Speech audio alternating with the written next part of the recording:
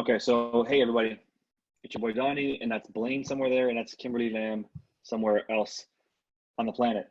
Okay, so I decided to assemble this all-star team here. That's us, by the way, to talk about whatever's trending right now, and to me that has to do with this landlord tenant, no mortgage. I'm doing air quotes if you're listening.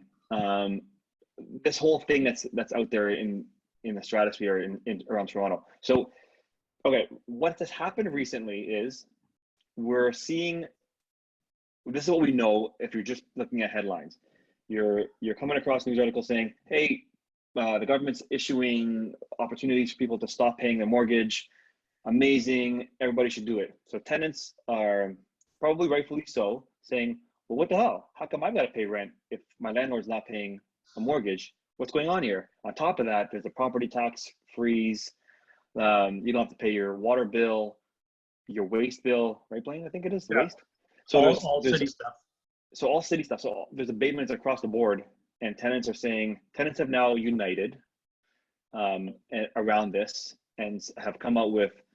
Is there a hashtag, Kim, for this? I'm not sure the hashtag, like no rent April or something. Something like that, no rent April or no April Yeah. rent or something, right? Okay, so that could be happening right now. They've decided that they're gonna get other tenants together and say, that's it, we're not paying rent. Why should we have to? This is crazy. And I think it's really trying to stick it to the man.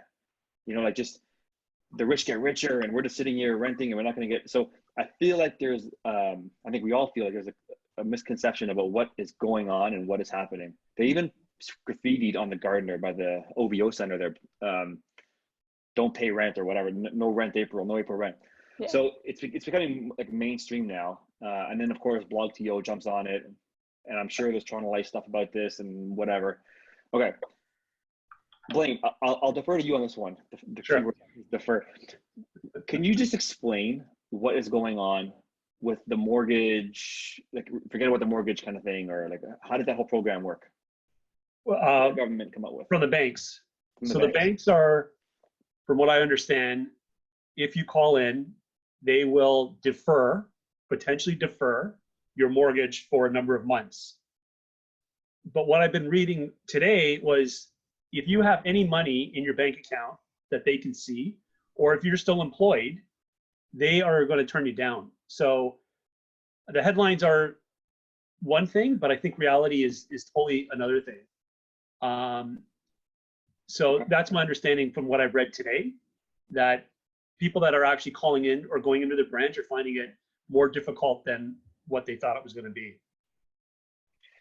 And it's a deferral, not a forgiveness. It's not a forgiveness. It's not like you don't. And from my understanding too, is that the interest is still going to occur, and and they're saying, what I heard this morning on BNN was, they're saying it's actually going to cost you more in the long run because you're going to be charged interest, and it's just pushing your payments further along. So their advice, from what I heard this morning, was if you can pay it, pay it. You know, like just pay it. So right. But so it's a deferral, not a forgiveness, which is important to note. Like, yeah. And I think what happens is tenants are seeing this now, that, oh, if the landlord doesn't have to make the mortgage payment, I don't have to make I'm not making my rent payment. But okay, it's not true. I mean, it's not true, right? So Kim, you're more socially active on these platforms and stuff. What are you seeing around the tenant side on how they're interpreting all this?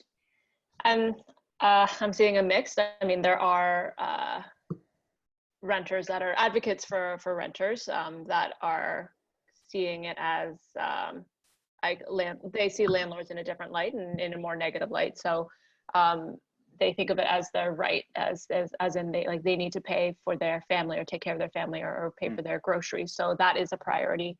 And rent, since they're seeing this news about the deferral payments, or that landlords get it easy, then they can now skip on April rent. So they see it like that without having the full information, right, or really talk to their landlord. So there's definitely some assumptions being made, right? Like they're assuming that landlords aren't.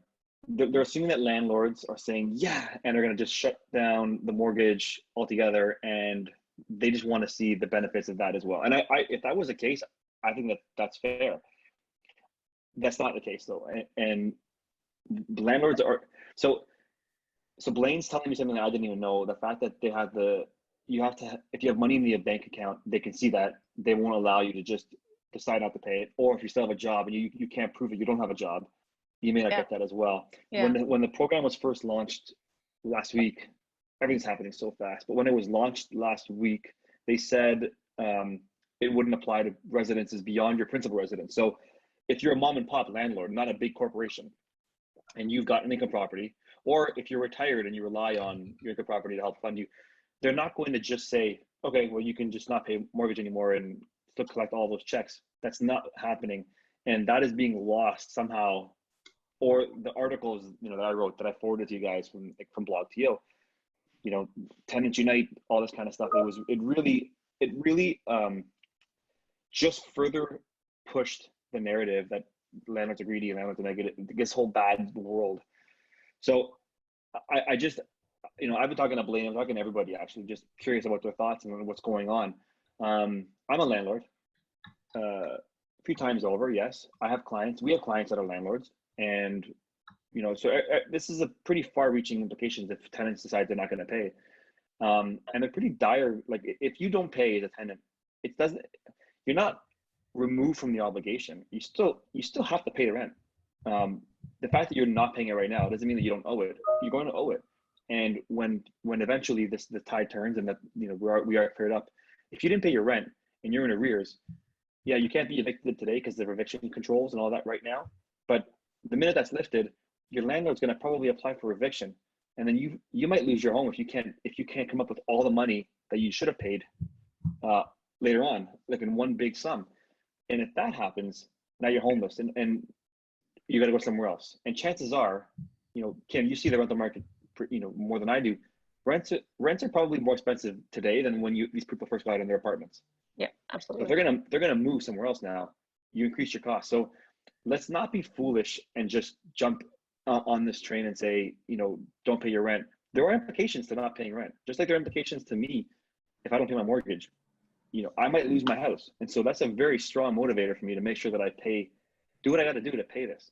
And if all else fails because of what COVID-19 has done, can I apply for help? Yeah, I can apply for help, but it's like as Blaine just said, it's actually not going to do me any better in the long run. At least I won't lose my house in the meanwhile, which is what it's designed to do. I don't know. I mean, again, we have clients that have tenants. We have clients that are landlords and clients that are tenants. And the advice that we've been giving to everybody really is just be human. Why would you change who you are now? Like if you can make your payments, you should make your payments. They're still going to be required on both sides. Like, landlords, have some compassion, of course, but like be humble. But we know that you're not going through an easy time either. And if you have two properties, including your own home, and you lose your job and you can't pay your own mortgage, now you can't pay those mortgages as well. It's very tough. And so tenants who are living in these homes have got to start thinking about how you're going to affect the landlord because of your decision to not pay rent just because you don't want to pay rent. Yeah. I don't know. Am I on the wrong path here, guys? Are we in agreement? Yes. Okay. Well, Donnie, I think, and somebody else commented on one of the groups too, that, okay, you don't want to pay your rent. Well, are you going to pay your grocery bill? Are you going to not pay your car payment? Like, yeah. Where does it stop? Like, okay, you think you're entitled not to pay your rent, then I want free groceries. I don't want to pay for my car payment. I don't want to pay for my insurance. I don't want to, you know what I mean? So it's an interesting angle that renters have taken, or tenants have taken to target, because I think they see the landlords as extremely wealthy, and what they don't realize is the majority of landlords are just like you, mom, pa. They don't have a retirement, so they bought properties as investments for the long term. And yes, there's some big corporations own big buildings and that, but the majority of rental stock in Toronto or in Ontario is just privately owned by small investors, right? Yeah, so, and like I know there's some slumlords. I know there's some bad landlords for sure. Like, again, so Kim makes me aware all the time about what's happening out there and just what's popular out there, pop culture, and she shows me posts from Toronto BlogTO or Fun Life or whatever these sites are. And there's a lot of times, yeah, there are some bad stories. There's some people that are getting that are not getting the care that they should get as tenants. But I would say there's a strong majority in the opposite, where tenants are living totally fine in their apartments, and the landlords are providing for them, and the landlords haven't raised rents in forever, or have been, rent control rules have applied forever, so they get cheap rent.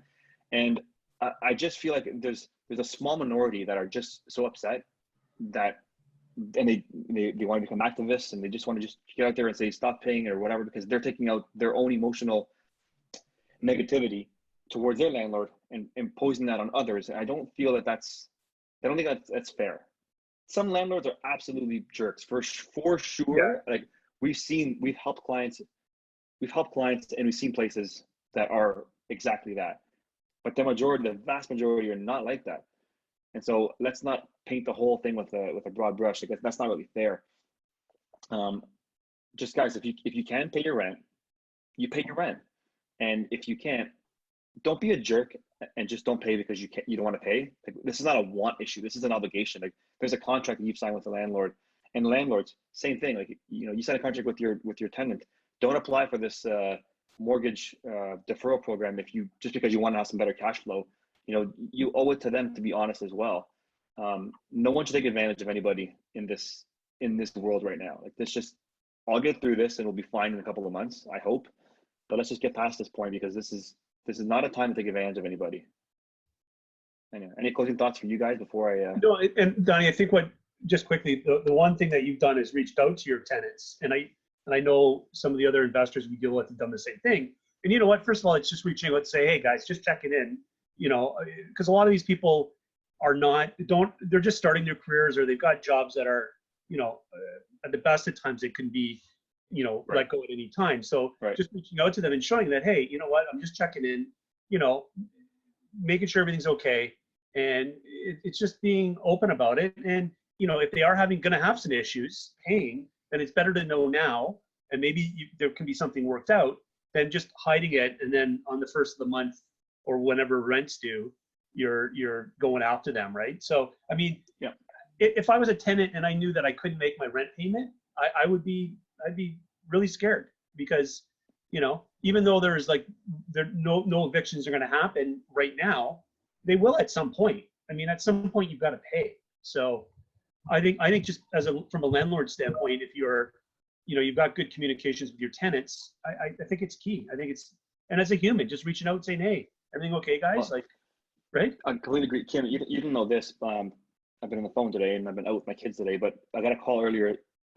So we had a listing potentially coming out downtown, and the reason why we had that listing was because somebody, the owner decided, I lost my job. I'm afraid that if a tenant doesn't pay the rent, not only will I not be able to pay my own mortgage, but I can't pay that mortgage. I might lose both properties if this goes on for any longer. The panic took over, and he decided, like, no, I think I got to sell this. And my advice was, Blaine, just what we did. We messaged our tenants and just said, hi, is everything okay? Just want to make sure you're good. Do you have everything you need?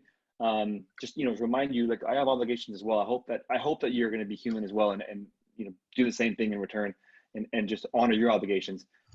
So Kim, he sent a text to his tenant, who hadn't talked to in a long time, just to say, hey, how are you? Make sure you're good.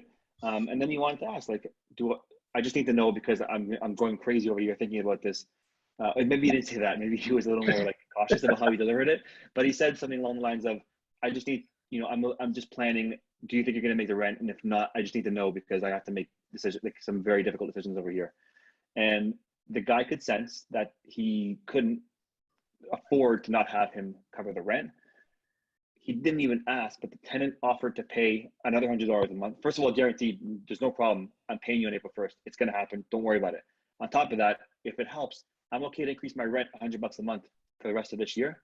And then another $100 beyond that on January 1st. I want to stay here. Sure. And that's all as a result of having a discussion with a tenant, just having a relationship with your tenant, and people too. So don't take advantage of your landlords, guys, and don't take advantage of your tenants, guys. Like, it's really simple. Human etiquette really shouldn't be lost because we're dealing with this pandemic and stuff. Kim, any closing thoughts? Any stats? Any well, programs? Yes, program. I was going to talk about that. Yeah, like other than an open line of communication between the landlord and tenants, there are options that are becoming available for everyone that's struggling throughout this, or that might need some extra source of income. So the government has released many announcements this week, but it should be available as of April to be able to apply. If you lost your job, or if you're still employed but you aren't earning any income, or if you have children at home that you need to help take care of, you can apply for this program. I forget what the actual acronym is called, but it will provide $2,000 a month for up to 4 months, I believe. So there are options available. So this is beyond the EI one, like the one that was. Exactly. Okay. Yeah. And if you have EI and or if you've already applied and you have that going or coming for you, then I don't believe they recommended not to apply for this other one. So it's either EI or this, but they come out to about the same anyways. So like if you lose your job and that's the reason why you can't pay rent, at least there's something you can get access to quickly that will give you some bit of an ease on the financial side. You can get some money back from the government. I think I don't know anyone I haven't really had this chat with people to find out how quick it actually is funded. But from what I understand, it's pretty immediate. Yeah, like you apply online, a couple days later. Are you talking about EI, or are you talking about this? I guess program? Either one, Kim. I don't know what the speed of either one. So the thing with EI, because over 1 million Canadians have applied, that's, I believe, might take a little longer. But with this new program, I was reading on the Government of Canada website, after you apply, it should be about 10 days to receive it. Yeah. Okay, so if you're a tenant and you're not going to make rent, and this is a program that you want to take advantage of, today, it's the 26th of March, you could call your landlord today and say, here's where I'm at, here's what I've done, I expect to get paid from the government at this time, here's this for now, the remainder is going to come on this day. Like, that's the kind of stuff you should be doing with your landlord, just rather than just avoiding it. Avoiding it's going to do nothing but make things worse, my opinion. And I'm talking like when I talk to my kids, but that's what kind of stuff that I would say to them. I'm doing a lot of parenting these days, guys. Okay, I'll wrap it up. Thanks so much, guys, for taking the time out of your day to hang out with me. All right, guys. Thank you. Ciao. Be strong. Bye. Ciao.